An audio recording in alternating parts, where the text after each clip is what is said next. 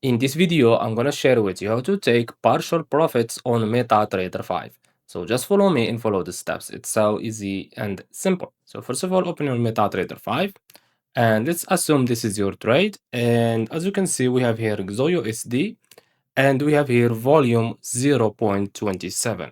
Okay, to take partial profits, all you have to do is click on XOUSD here 2 times like this. It can be any symbol. We have here volume 0.27. You have to have more than 0.01.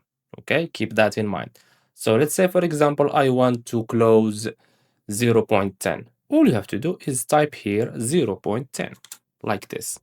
After that, click on close cell 0.1 as you can see. So click on it. And now, as you can see, we have 0.17. At first, we had 0.27, and now we have 0.17.